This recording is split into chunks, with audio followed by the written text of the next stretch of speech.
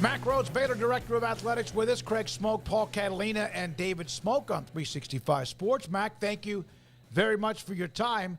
The numbers for the women's tournament came out, and it's as good as it's probably ever been, at least since 1995. My question for you, and I saw Charlie Baker make a comment that the next deal is up soon. Do you think that women's basketball is close to having their own TV deal, or is that still a little bit too premature? Yeah, it's a great question. You know, I think the women's final numbers were 9.9 million, which I think maybe shattered some of the numbers historically. So really compelling for women's basketball. And as you think about a TV deal for the women's basketball tournament, I think the time is right. I think it'll be interesting to see where it lands financially. Obviously 9.9 is a real number, a really healthy number. As you think about at least football games, highly rated football games, and again regular season games. They're in the, probably if you're at a 4 million mark, that's a great number. So to have a 9.9, again, realizing it's for the finals, but I think that speaks and bodes well for the opportunity to have what I would call a healthy, TV deal for women's basketball and the NCAA tournament. There's no, doubt, and no one has ever argued this, that women's basketball is a non-revenue sport based on the expense compared to what they bring in, which, of course, a new TV deal would help that. But do you ever see a day when a program may not lose 5, 6, or 7 million if the TV deal is done? Yeah, and so again, I think when you look at like the men's basketball tournament, and I had these numbers right in front of me about 2 weeks ago, and I can't remember them, but it attributes to well in the high 80s when we think about percentage of total revenue for the NCAA. And then you think about how that's distributed through units, right, over the 6-year rolling period, and then eventually to the conference, and then eventually to the conference's member institutions. That plays a big part of men's basketball being a revenue generating sport, and certainly the ticket sales on each campus and the donations affiliated with the season ticket sales do as well. But that number, when you think about revenue, women's basketball has been zero. There is no money from the TV NCAA tournament piece. So I don't know what that can be in the future. It would certainly help. And be a step in the right direction. What do you think the opportunities are there to maximize not only the postseason, which obviously you're doing well, but the way you can also maximize the postseason is to get more people watching the regular season in both women's and men's basketball. What do you think that needs to be done there so that people don't lose a game that in women's basketball could be, South Carolina and UConn on a Monday night, or, Gonzaga versus Kansas or something like that, that maybe would miss during the certain times, especially in the football overlap period? Yeah, it's a great question, Paul. And I think, basketball is hard just to begin with because of the amount of games. And so, there's so many more games when you think about both men's and women's basketball as compared to football. And so this overload, so to speak, I think games can get lost. They can get lost, particularly during the week. If it's a midweek game versus something on Saturday. And I think, the TV partners and I think the conferences, really need to work more closely together, more aligned when we think about, promoting maybe very, special, matchups I think, and I think I think women's basketball has been doing this, but what can be done, during the non-conference period of time to create compelling matchups. Does an ESPN or does a Fox create a 4-team, highly ranked teams, right, where they play preseason to kick off the season. And so I do think there's some things that can be done, but I do think it's well on its way, and those conversations are happening as we speak. Mack, we obviously know who won the title, and just given history and kind of underlying storylines and all that, how much attention did you pay to that? And was it kind of surreal in a way to see, Kim Mulkey going and winning another title at another university? Yeah, I don't know. I mean, just being really honest, I don't know that it was any different for me, any more or any less. I'm obviously a women's basketball fan and watch women's basketball. And so, again, I think it was nothing more, nothing less. We talked about it a little bit, I think, on the previous show last week about, Kim is a terrific coach, obviously, and she's at a place that has got great resources. And so, that obviously has been a terrific marriage, and I would expect that LSU be a top 10 program for a long time, and so I certainly wish, like I do all of my colleagues, I wish them the very best, and I look forward to seeing what we end up doing with our program. And as like we talked about it last time, I think we've got some really, really promising, great days ahead of us. Mack, what is the largest expense in the athletic department? Facilities, salaries, travel? How does that what's the pecking order there? Yeah, by far it's personnel. When you add up all of the people and, coaches' salaries, assistant coaches, staff members, that's, by far. And, that mirrors, the university as well. And then, from there, it just depends on, where you're at in terms of, what institution you're at, scholarships, a large expense, particularly at a private institution where admission, the cost of attendance is higher, tuition fees is higher, and then you start to dwindle down into travel and that continues to be more and more expensive every year.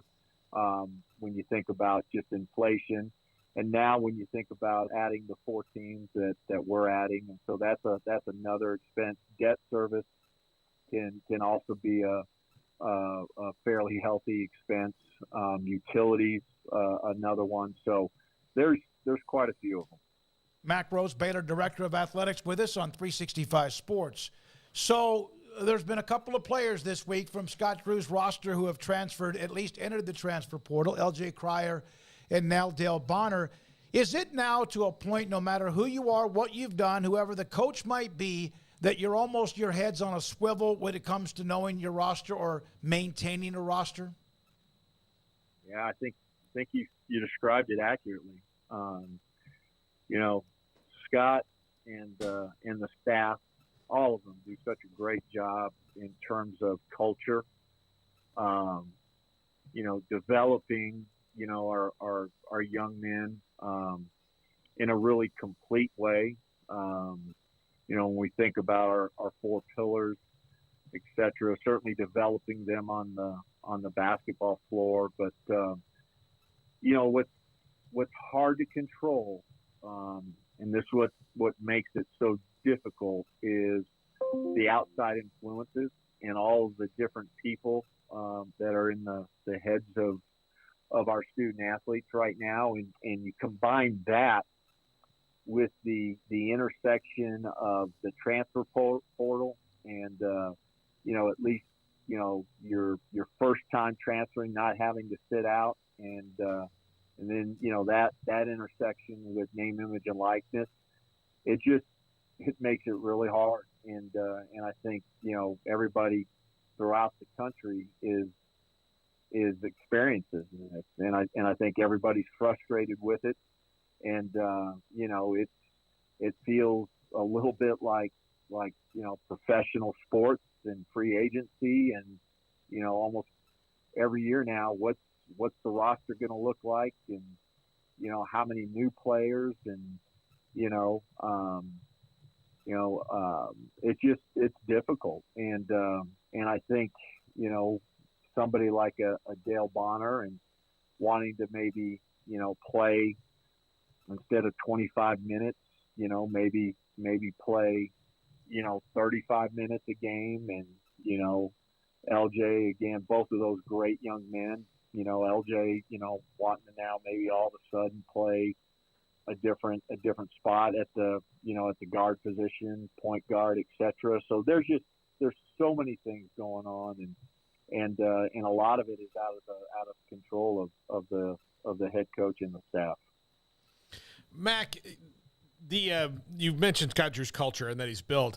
Have you expressed interest in him when that coaches in that culture get other jobs to maybe do it in another conference, because he's now 25% of it?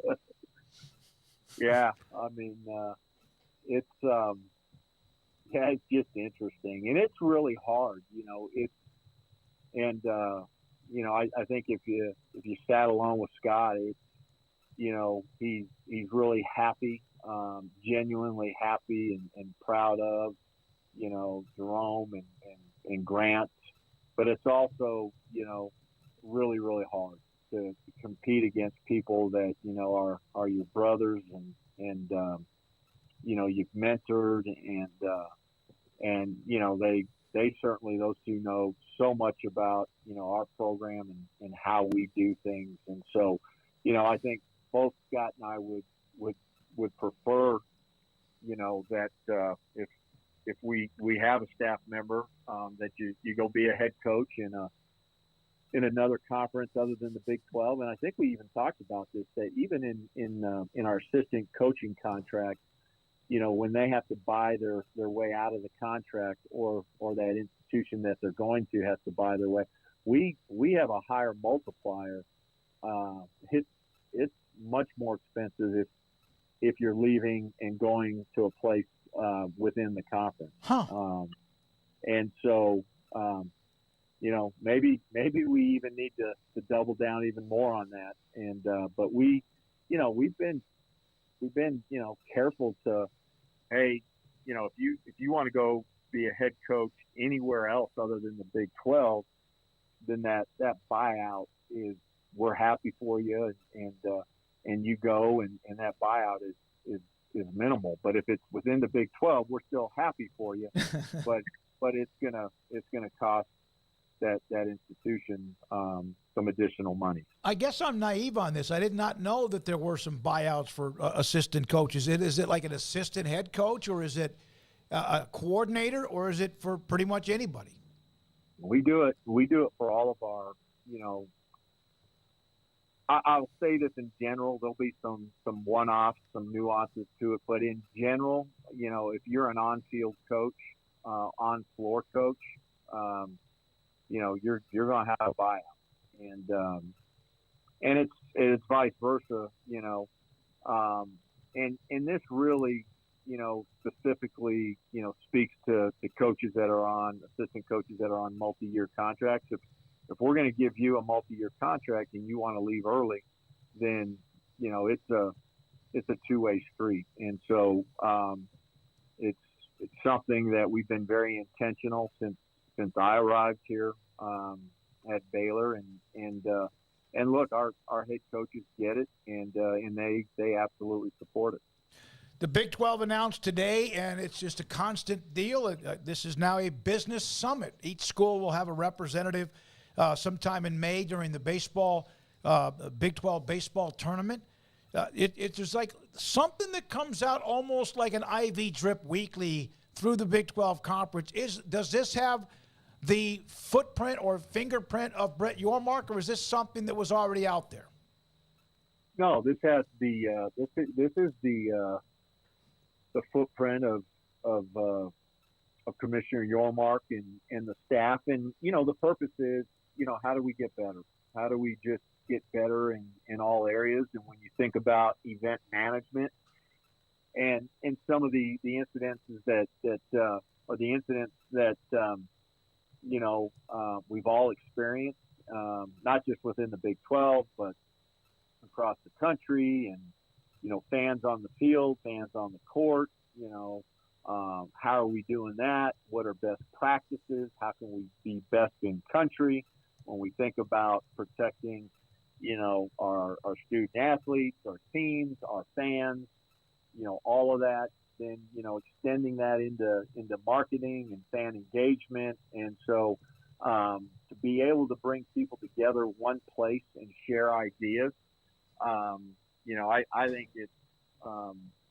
I think it's a great practice, and and I hope it's something that if we don't do it every year, we're doing it every couple years, because I think to be able to share ideas, best practices, create best practices is really good for all of us. When you do go and get away up in the mountains, do you still have those 3 deer that roam behind your place that you call Craig, Paul, and Smokey? Yes, and yeah. Here's the good news for the 3 of you. They're still living. That's so, good. That was okay. my Is the one that's Paul got a big rack? I mean, nice antlers. That's what they call it. It's not. I know, but I want. He's probably the most handsome, Paul. There we go. That's what That's all I needed to know. There you go. So you don't have him in your scope? I don't know. I don't have him in my scope, and blessed to be able to get away. And when I'm up here, I'm working, and I say that it's good to be able to my door at my office can be a revolving door, even with Lauren, who guards it as well as anybody could. But there's just multiple things that come up all of the time that require in-person conversation. So this allows me to get away and really, do some things, review things, do some things when I think about strategic planning, long-term vision, without so many interruptions. Mack, thank you very much for your time. Enjoy it. Normally, all right, appreciate you all. Happy Easter to the 3 of you, and happy Easter to the Baylor family. Thank you very much. Baylor Director of Athletics, Mack Rhoades, with us on 365 Sports. He's up in the mountains.